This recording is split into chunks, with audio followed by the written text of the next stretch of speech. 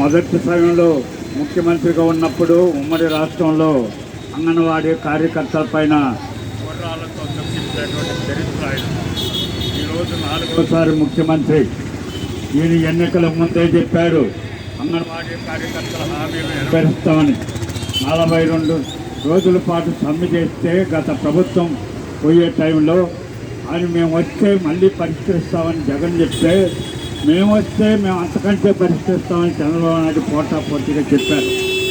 ఎన్నికలు అయినాయి, ప్రభుత్వం ఏర్పడి 2 సంవత్సరాలు అవుతా ఉంది. ఇప్పటి వరకు చంద్రబాబు నాయుడు అంగన్వాడీ కార్యకర్తల గురించి మాట్లాడడం వల్ల అక్కడ ఇక్కడ కథలు చెప్పడం తప్ప మా మనస్ఫూర్తిగా అంగన్వాడీ వర్కర్లకు న్యాయం చేయాలని లేదు. కేంద్ర రాష్ట్ర ప్రభుత్వాలు ఇద్దరికీ చెందింది అంగన్వాడీ వర్కర్. కేంద్ర ప్రభుత్వం రాష్ట్ర ప్రభుత్వం ఇద్దరూ నిర్ణయించి అంగన్వాడీ కార్యకర్తలకు న్యాయం చేయాల.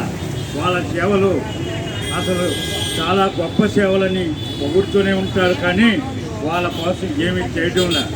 ఈరోజు కనీస వేతనాలు 26,000 ఇవ్వాలని చెప్తూనే ఉన్నాం, కానీ ఇప్పటి వరకు దాని గురించి ఆలోచించాలా.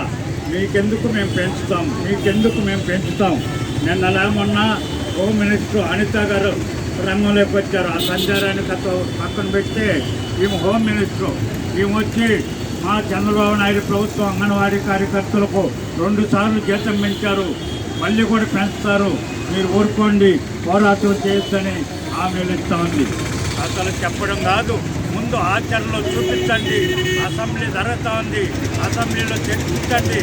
ఏ ఎమ్మెల్యే అయినా ఏ మంత్రి అయినా చెప్పమనండి అంగన్వాడీ కార్యకర్తలు సేవలు గొప్పది అవునా కాదనేది.